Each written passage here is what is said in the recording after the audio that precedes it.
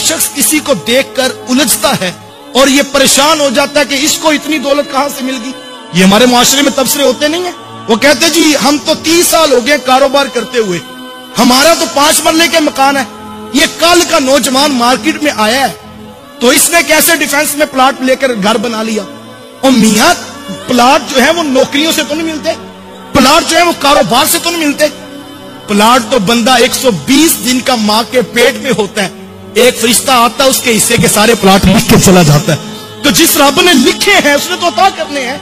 तो किसी का सफर 50 साल में, किसी का 60 साल में, किसी का 30 साल में, हम उलझ जाते हैं।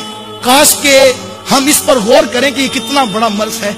और बड़ी खूबसूरत बात किसी दानिश्वर ने की। वो दानिश्वर कहते जो असल में हासिद शख्स है, जिससे हसद कर रहा है उससे नहीं उलझता, असल में अपने रब की तकसीम के ऊपर एतराज करता है कि इसको ये दिया क्यों गया। यार देने वाला तो रब है। और आज हम देखें कि हमारे अंदर ये हौसला है कि अपने से नीचे वाले में अगर सलाहियतें हों तो हम उसको अप्रिशिएट करके ऊपर ले आए। नहीं, हम तो हसद की आग में जलते हैं और हम कोशिश करते हैं कि ये नीचे वाला दब के रहे और ये कभी ऊपर ना आए।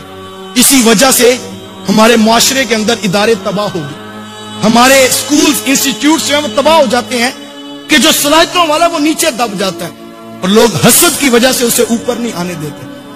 मैंने अपने बचपन के अंदर एक मदरसे को उजड़ते हुए देखा है और उसकी बुनियादी एक वजह यही थी कि जो बड़े असातिज़ा वहां पर मौजूद थे, अल्लाह ने एक नौजवान को जो 30 साल की उम्र के थे तो उनको इल्म का नूर भी दिया, ज़ुहद और तकवा भी रब ने उनको अता किया और अल्हम्दुलिल्लाह वो मुफ्ती भी बन गए, हाफिज़े कुरान भी थे, कारी कुरान भी थे।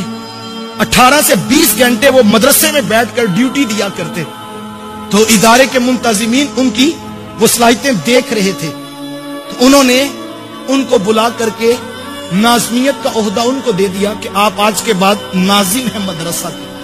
तो ये तो खुशी की बात थी और तुलबा में खुशी की लहर दौड़ गई कि एक बासलाहियत शख्स जो है वो उसको नाजिम बना दिया गया है और यकीनन अब तालीम भी अच्छी होगी, तरबियत भी अच्छी होगी, माहौल भी मदरसे का ठीक होगा। लेकिन बड़े असातिज़ा को ये बात हजम ना होती थी। वो कहते थे ये कैसे हो सकता है कि हम 50-50 साल के पढ़े हुए और ये कल हमसे पढ़ के हमारे ऊपर नाज़िम बना दिया गया। काश के वो ये सोचते कि मियां जिस सफर में तुम्हें 50 साल लगे हैं, जिस रब ने 50 साल में तुम्हें अता किया, वो करीम किसी को 30 साल में नहीं अता कर सकता।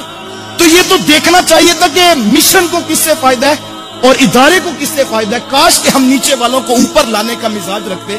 देखिए हर शख्स के मुकद्दर को अल्लाह ने लिख दिया। तो किसी का सफर 50 साल में, किसी का 60 साल में, किसी का 30 साल में, हम उलझ जाते हैं।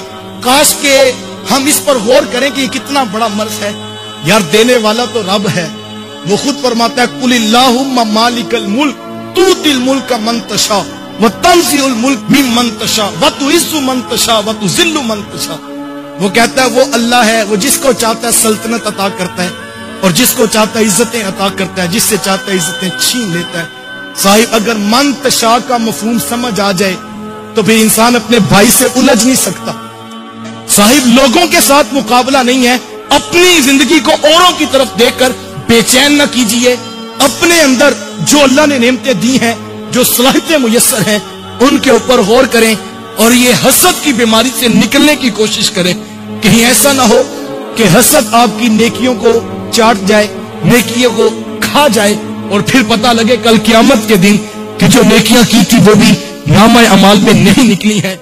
इस वीडियो को शेयर जरूर कीजिए, हो सकता है आपके एक शेयर से ये बात किसी के दिल में उतर जाए। जज़ाकल्लाह।